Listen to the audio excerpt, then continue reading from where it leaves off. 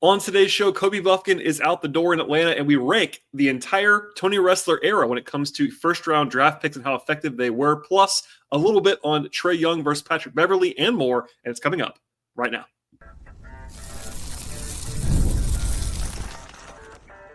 You are Locked On Hawks, your daily Atlanta Hawks podcast, part of the Locked On Podcast Network. Your team every day. Hello, friends. Welcome to episode 2058 of the Locked On Hawks podcast. I am your host, Brad Rowland, coming to you on a Thursday evening here in mid-September, and I want to encourage you at the top of the show to make Locked On Hawks your first listen each and every day. Check us out and subscribe to the podcast anywhere you get your podcast. That includes Apple and Spotify. We are also on YouTube, so please comment, like the show as you're watching it, and importantly, tell your friends about the show. We are diving into our fourth show of the week, and we are back to our regular in-season cadence with 5 shows per week on this podcast and plenty to discuss today. Most of the show will be diving into the draft pick player rankings, basically, for the entire Tony Ressler era. How good have the Hawks been at making their first-round picks? Who's been the best? Who's been the worst? And we'll get into all that in a second. First, though, a little bit of, I'm not sure it's news, but it's something. I know there's a little bit of discussion, and people were asking me, I think probably tongue-in-cheek, if I was going to do an emergency podcast about the Trae Young, Patrick Beverley beef that's been unfolding. I'll say this at the top of this. This is not really the beat that I am on.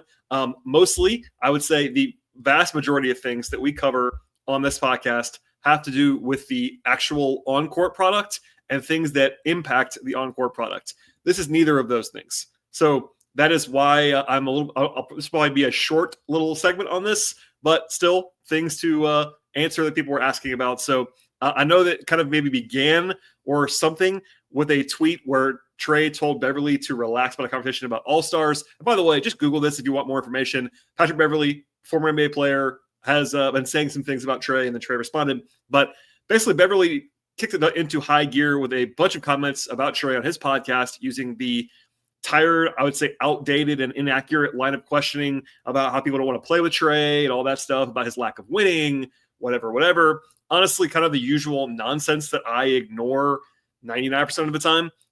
Perhaps the most outrageous part of it, to me anyway, was the following quote, I don't think he's won enough to even speak to me, end quote, from Beverley towards Trae, which, like, come on. Patrick Beverley had a nice career, but no one should talk like that, including anybody, basically, but especially not a non-superstar player. Regardless, it's not the attitude that I would have in my life. Trae, though, did a 12-minute video about this, which certainly is a lot, and he went after Beverley pretty good. People keep asking me to weigh in on this. Again, it might have been better for Trae to let it ride a little bit and not respond, but I also understand it because Beverley went very hard in his comments and said some pretty ridiculous things, so I definitely understand why Trae would want to answer some of that in a public forum. I thought Pat Bev was very ridiculous as on this one. I think a lot of former players say crazy things, honestly, and I usually ignore it. It ends up on NBA Central or Legion Hoops or some of those aggregator websites. I tend to just kind of let it go by in my timeline and not really comment or think about it. This one got to me because it's a Hawks thing, of course, and I follow Trae on Twitter, so I saw the video firsthand from Trae. But long story short, does this actually matter? I don't think so. I, again, cover the on-court stuff, and it's stuff that actually impacts basketball. This is not one of those things like people were asking, so I just want to talk about it quickly at the top of this. And also, earlier today on Thursday, the Hawks official Twitter account, which is at ATL Hawks, put out a video highlight package with no caption of Trae going after and cooking basically Pat Bev in various Hawks clips. So fans will enjoy watching that. But no, I don't have a grand take on this. I think it's silly. I think Beverley kicked it up too many notches with what he said. Trae responded, I get why he did. And hopefully that's the end of that. And I have to come up again at the end of this. That's really the only thing that's newsy right now. We will probably do a mailbag later on, either this week or next week, about some other nuts and bolts, roster stuff, answer some questions, etc. But I got a question that kind of informs the rest of this episode, and it's kind of a deeper dive. It's a mailbag, but it's certainly it's a one-topic mailbag and a deeper look at something. So this actually came a couple weeks ago from Jason, who says, how would you rank the first-round draft picks by the Hawks in the Tony Ressler era? So great question here from Jason. A good offseason topic for sure. First, let's define the Tony Ressler era. He's, of course, the majority owner of the Hawks, was the governor of the Hawks, and has been since 2015. Technically, the sale of the team to Ressler was announced literally on the day of the 2015 NBA draft, but the Hawks infamously, in my opinion, traded their first-round pick for Tim Hardaway Jr. that year in a move that I absolutely hated at the time and went crazy about. But that was technically pre-Ressler, so I won't include that on this one. Plus, they didn't actually pick anybody that year. They traded the pick. So the Ressler era for draft picks and this question begins in 2016. So the Hawks have made, in that time, over 10 drafts. The Hawks have made 14 first-round picks. So that's the universe that we are ranking on this question from Jason. And just to read them off quickly in order of chronological, in 2016, they drafted Taurean Prince at 12 overall and DeAndre Bembry at number 21 overall. In 2017, they drafted John Collins at number 19 overall in that draft. In 2018, they made 3 picks. Trae Young at number 5, Kevin Huerter at number 19, and Amari Spellman at number 30 in that draft. In 2019, DeAndre Hunter at number 4 after the trade, of course, and then Cam Reddish at number 10. Then in 2020, Onyeka Okongwu at number 6. 2021, Jalen Johnson at number 20 overall in that draft. 2022, it was AJ Griffin at 16. 2023, Kobe Bufkin at 15. 2024, Zaccharie Risacher at, of course, number 1 overall in that draft. And then this past June, they drafted Asa Newell at number 23 overall after the trade with the Pelicans. So that's a whole tee-up, but the Hawks have made 14 picks. That's actually a lot of picks to kind of go through and rank here.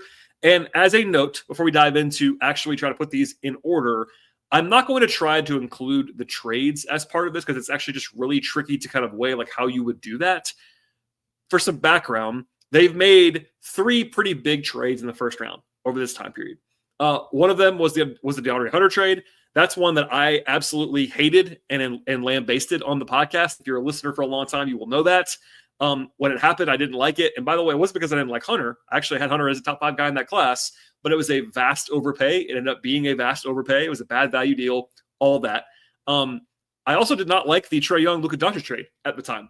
Now, the pure value calculation on that deal was more reasonable and better for Atlanta, and that they got a top 10 pick out of it the next season, but that didn't work out for them. Anyway, Trae is still an awesome player, all that stuff. But those are the 2 biggest ones. And then maybe this last one will be joining those ranks when they won in 2025. I absolutely loved and have praised all summer. If you missed it, I had Shamit Dua on the podcast about a week ago talking about the New Orleans side of things, some reporting there and kind of previewing the Pelicans season. But long story short, has the potential to be an absolute grand slam trade. With that said, those 3 deals are put to the side. I'm going to include Trae where he was drafted. I'm going to include Hunter when he was where he was drafted, and even Asa Newell where he was drafted, just so everybody knows that. I will admit that, by the way, the list already changed. I did the prep on this last week. And, of course, if you have been under a rock, the Hawks traded Kobe Bufkin only a few days ago, and that impacts this ranking a little bit as well. We'll get into how I did that, why I did it. I'll try to explain all the picks because they're not just like the best player finishes number 1. It matters where you were drafted. It matters how a lot of different things went. So we're going to get into all of that. I promise you. We'll dive into the list in reverse order in just one moment. A lot of people can't name their financial accounts or even what they are worth, whether it's 401ks, properties, or investments. If you don't have the actual full picture in your own life, you leave money on the table. You don't want to do that. And that is why there is Monarch Money. It's the all-in-one personal finance tool that brings your financial life together in one clean, easy-to-use interface, either on your laptop or on your phone. And Monarch Money is built for people with busy lives like myself. If you've been putting off organizing your own finances, Monarch is definitely for you. They do the heavy lifting for you at Monarch Money. You can look at all of your accounts in minutes, see clear data visuals, get smart categorizations of your spending, and finally feel in control of your money without ever touching a spreadsheet yourself. For me, I looked at all my accounts to Monarch and immediately spotted some monthly costs I actually could get rid of pretty easily. Canceling those commitments alone, saving money each and every month. You can maximize your investments, increase your savings rates, easily review your finances with your partners or with your financial advisor, and generally keep a clear view of your financial health, both in the short term and importantly in the long term as well. Do not let financial opportunity slip through the cracks and use code LOCKEDONNBA at monarchmoney.com for half off your first year. That is 50% off your first year with monarchmoney.com. That's monarchmoney.com, and the code is LOCKEDONNBA. All right, so I'll give you the rationale of what's going to happen here, and now we will dive into the Hawks' first-round draft pick rankings in the Tony Ressler era. And I'll begin at number 14, a.k.a. dead last, and I will go with Amari Spellman as the 30th pick in the 2018 draft. Now, I do understand, and honestly would preach myself, that the baseline, number 30 overall, is different than a lottery pick or even a pick in the 20s. I get that. That has to be mentioned, emphasized. I actually understand why people might not have Spellman dead last, but this particular pick had everything, and that's why it's last. For one, I absolutely hated this pick in real time, and there is evidence of that in my written work, in my podcast work. It was baffling to me. I hated the pick from the moment it happened. I had Spellman in the 50s on my board in that draft. It didn't work out either, but I was pre-angry about that one. It also worked out so badly for the Hawks that the Hawks traded him about 13 months after he was picked. He went to Summer League after his rookie year and was like comically overweight, and he was traded to Golden State and then out of the league completely about one more year later. So after 2 years, he was just gone and never to return to the NBA, at least so far. And again, I always preach this. I'll say it again later on the podcast about other players. Expectations matter with where a player is picked, and keeping projections reasonable for rookies and then even for careers with where you're picked is usually a good idea. But it was such an insane pick when it happened, and it also went so badly after it happened that I still have Spellman at dead last, even though it was the 30th pick. And obviously there's less pressure and less expected value on that pick than there would be for other spots. Next, I'm going to kind of join two together for the only time on this list. And they are AJ Griffin and Kobe Bufkin at 12 and 13, respectively. Again, full disclosure, I had Kobe higher on this list a few days ago. And then I was going to do the show before the trade happened, never did it. Something else I ended up having a guest on, et cetera, et cetera. But now we know, I have the benefit of knowing that the Bufkin era is now over, and what they did not even get for him. They got nothing for him other than tax relief at this point in time. So I could argue, honestly, for either one of these as even worse than Spellman. I'm not going to, but I could pretty easily because, and the reason why would be the Hawks used higher picks, like considerably higher picks on Griffin and Bufkin.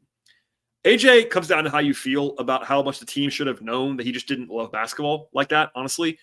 On talent, he was clearly worthy of the pick that he went with.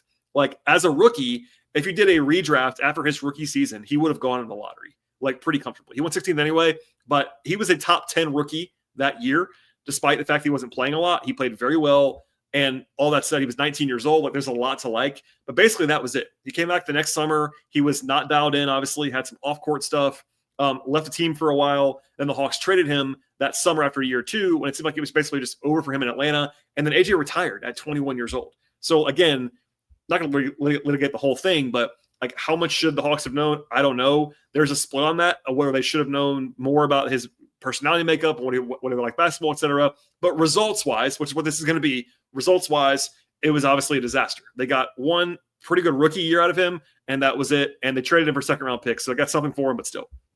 On Bufkin, I'll just say this. I covered it a lot this week, so if you missed that, I would recommend listening to the emergency episode that I did entirely about the Bufkin trade, the Bufkin era, basically. I am still relatively a believer in Bufkin becoming at least like a rotation player in the NBA potentially. But the cruel reality is the Hawks salary dumped him after 2 seasons and he played 27 games in Atlanta. So that was basically a dead pick. They got basically nothing from Kobe Bufkin.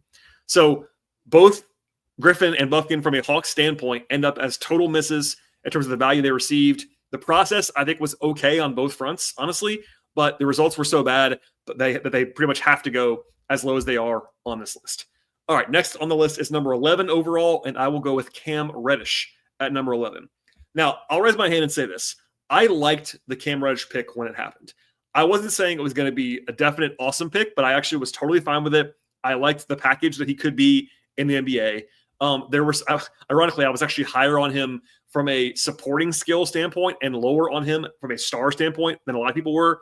And there were some positive signs early on, but clearly didn't go very well.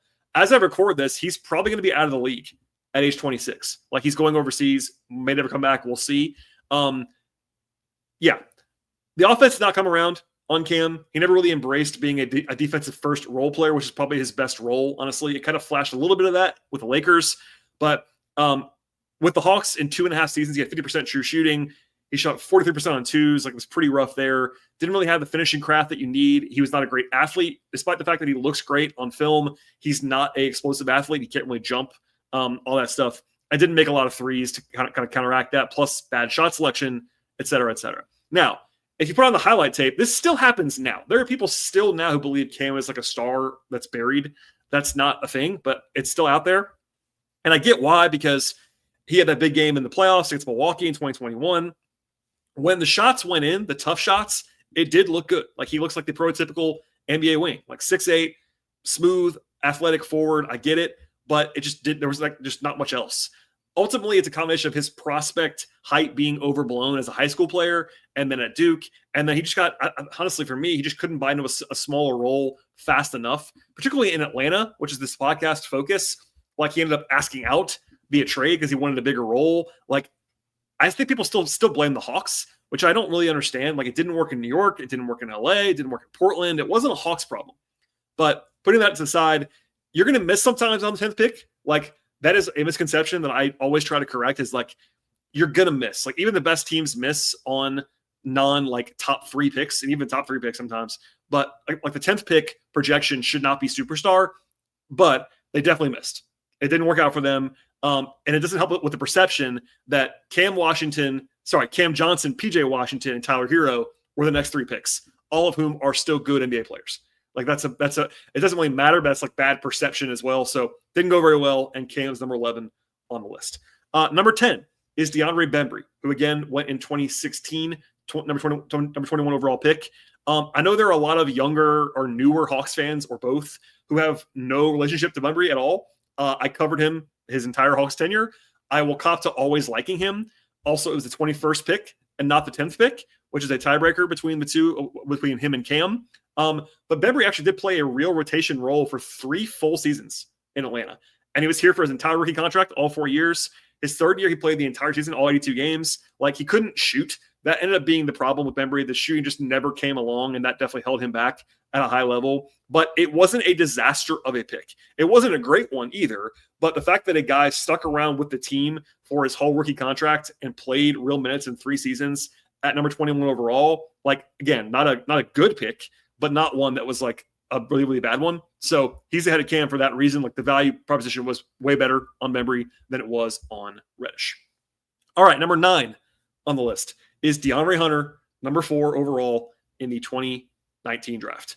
So, as I said before on the show, I absolutely loathed the trade, and I still do now. I think the Hawks vastly overpaid. People forget this too. Not only did they trade 3 of the top 35 picks in the draft, they also took on Solomon Hill, who I love, but he took on a very bad contract that actually should have gotten you some extra value to take it on, and the Hawks just took it on for no reason. Anyway, to be clear, the pick wasn't too bad. Still, Hunter is a good player. He's always been a good player. Injury stuff, I get it, but he's still a good player. Now, I want to be also very clear about this. It's not one that you would probably do again as a pick, but if he had gone 8th for where the Hawks had been drafting before, it would look even better.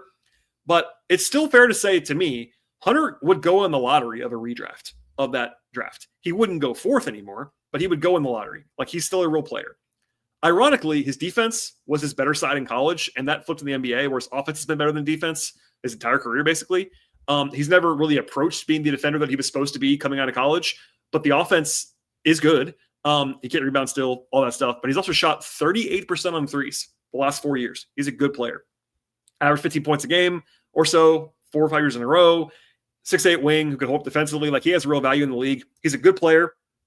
It was a terrible trade and a not that great draft pick, but it also wasn't a total disaster on the pick alone. If you factor in the trade, the grade gets pretty bad, but the pick only was only below average, I would say. Number 8 on the list is Taurean Prince at number 12 overall in the 2016 draft. He played for the Hawks for 3 seasons, and then he got flipped in a trade. And honestly, they got a first-round pick value back for him, which does matter as far as the results are concerned. That's a not small factor. So all in all, things went fairly well for Taurean Prince. Now, it's going to sound funny. It's why I'm giving you all the criteria and the nuance and the context, because DeAndre Hunter is a better basketball player than Taurean Prince. I get that. I'm not saying otherwise. But Prince went 8 picks later. And that matters a lot, particularly when the 8 picks are from 4 to 12.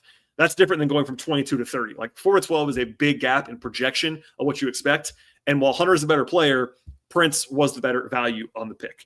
Also, the next 6 picks in that draft, this matters too, were Georgios Papagiannis to the Kings, Denzel Valentine, Juancho Hernan-Gomez, Gershon Yabusele, Wade Baldwin, and Henry Ellenson.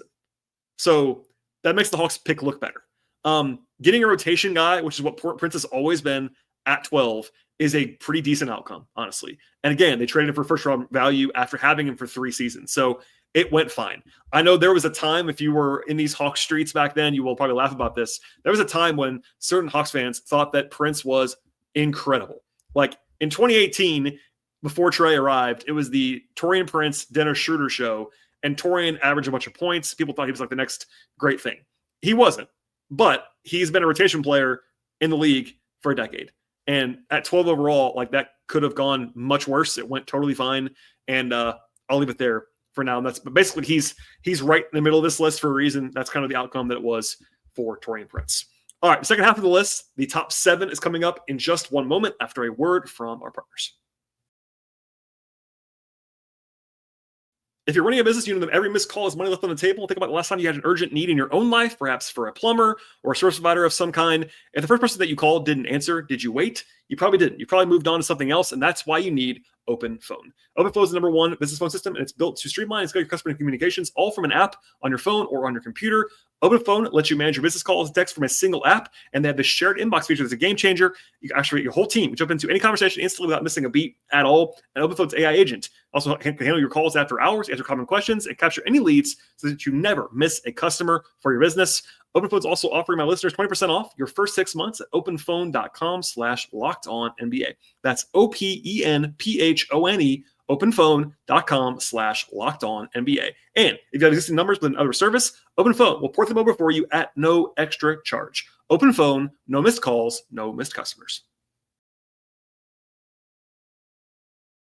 All right, so half the list is done, and now we'll go to number 7 overall, and it's kind of a cop-out, but I also still believe it. Asa Newell is number 7. Now, this is on purpose. I thought it was a pretty good pick when it happened, but we have pretty much no idea right now, so acting like we do is probably pretty silly, particularly this late in the draft.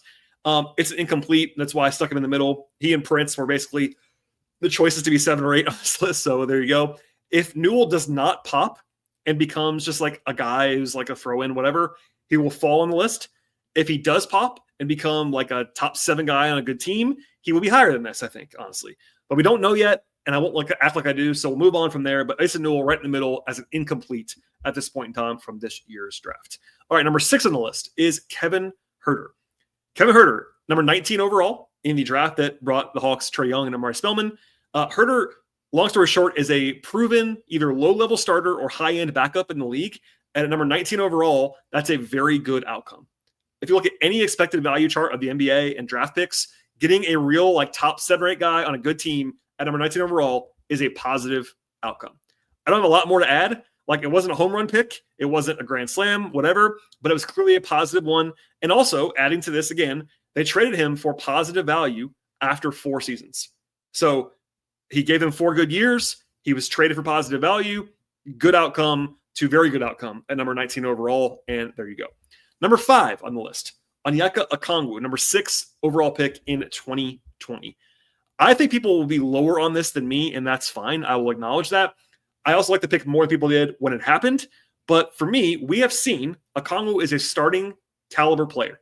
At number 6 overall, if you get a starter, you've done well. Now, this is one of my bits that I always do on the podcast, and people disagree with me all the time. But again, I've done the research. I've dug into this. If you get a starter at 6, you've done well.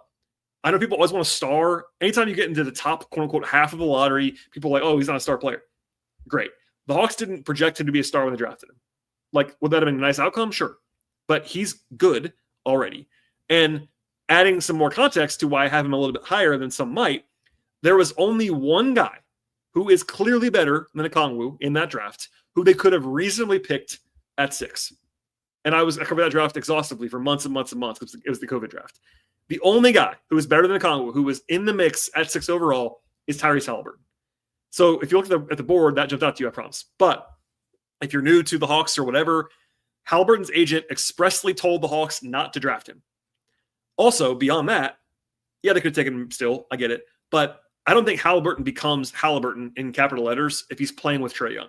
Now, he might have been good, but you can't just extrapolate what he became in Indiana to what he would have been in Atlanta. Keep that in mind too. So the context matters here.